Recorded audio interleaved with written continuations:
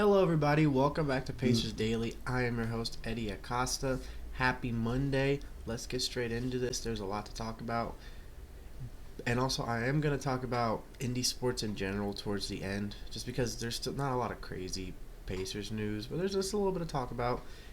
But let's dive right in. Talk about Obi Toppin and the front court that the Pacers are going to have this year. Now, Toppin is a firm believer that this front court can be successful and can just, play their game. And I believe him. Obviously, players like Siakam, players like Isaiah Jackson, Jay Huff, James Wiseman, Jarris Walker, just all these players together can just form a very nice, kind of a three-way front court. You got your starters, then your six men, and then more of the reserves, which is probably where Jarris and Wiseman are going to be to start out the season. Toppin and Huff, probably right behind Jackson and Siakam. Now, we all know Siakam is going to be the bona fide leader of this team, and he has been since he came here, but now he's really going to step up with Halliburton being out, going to create more of his own shots. But this team definitely shouldn't be overlooked, especially in the front court area. Now, we don't have the depth that we have in our back court when it comes to the front court, but that still doesn't really mean much, especially when we have a lot of competent players that can play their role, that can go in and drop whatever points they need to drop. Everybody on the front court can average between 8, 10, 15 points a game if they really wanted to.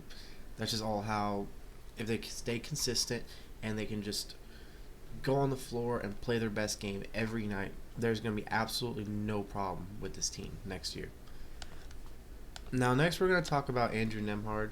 And Nembhard is not really vocal, so it was very interesting to read about this. Now, he didn't say that the Pacers are the team that's always going to be consistently underestimated by everyone in the media, everyone that talks about him, fans, and just everybody.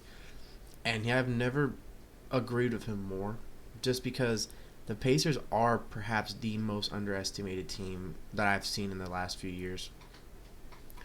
2 years ago, when we made the conference finals, we weren't even supposed to beat the Bucks, let alone the Knicks. Now, obviously, the Knicks were a little bit more injured, and the Bucks, were injured too, but they still didn't have the Pacers beating either team. Now, this year was the one that was crazy. This year, the Pacers were the higher seed than the Bucks and still weren't favored to beat the Bucks.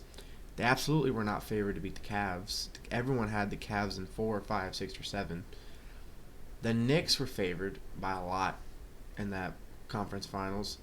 And then I don't think a single person had the Pacers winning the finals. Now, obviously, that one was actually right. The Pacers didn't win, but they were a lot closer than most people would have even imagined, even assumed that the Pacers would get that far. And us as fans, we know how good our team is.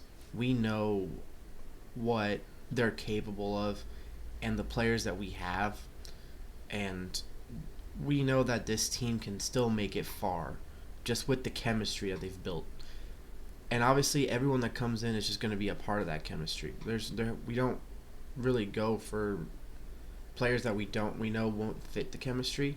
So a player like Jay Huff would be perfect. He can fit right in. Same with Wiseman. So just be able to grab all those players and just build something special that this team can have for the future. All right, next we got Kobe Buffkin. Now, this one's a little different. He was recently traded to Brooklyn, and for just like a second round pick. Now, this is a former first round pick for the Hawks, and he just hasn't really panned out. Hasn't really played much at all with the Hawks. So now he's going to Brooklyn. But the Pacers apparently were looking into him to get him on the roster, but they never ended up making that deal. So he ended up going to Brooklyn.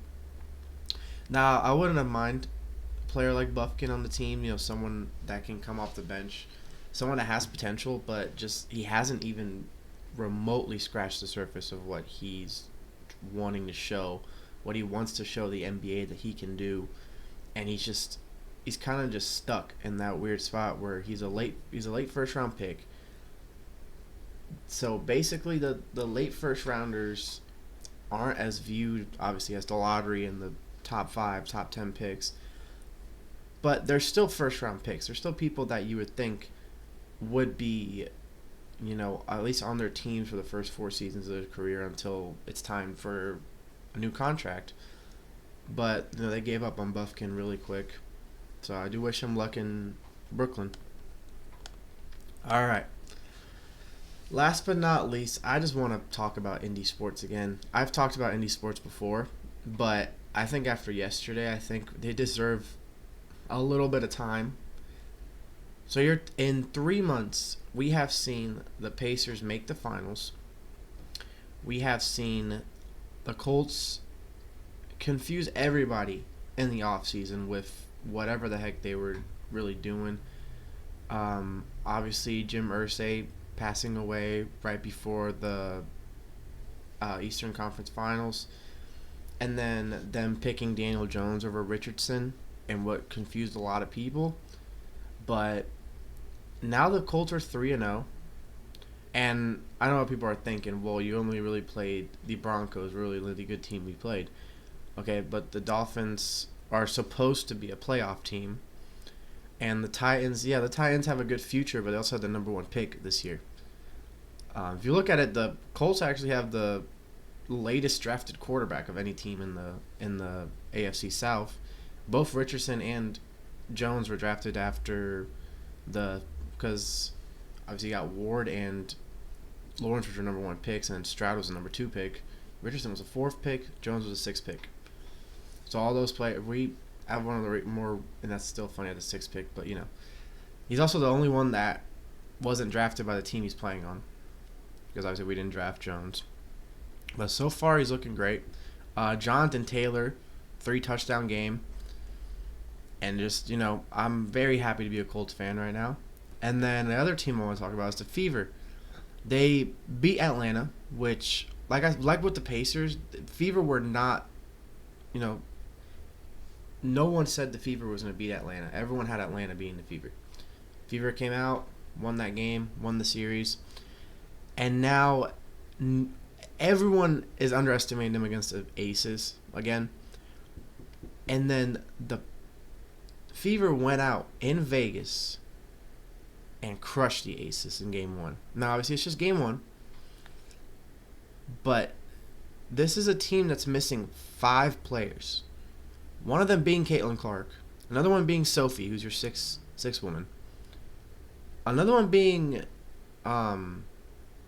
Sydney Colson, who was starting a lot whenever Clark was out. Another one being Ari McDonald, who was also starting whenever Clark was out. So there's a lot of players that they're missing that would even be impacting the game a lot more, and we could have had an even better run. But Kelsey Mitchell has been phenomenal. Howard and Boston have been playing their game. Lexi Hull's been phenomenal as well. Odyssey Sims stepped up. She played a great game.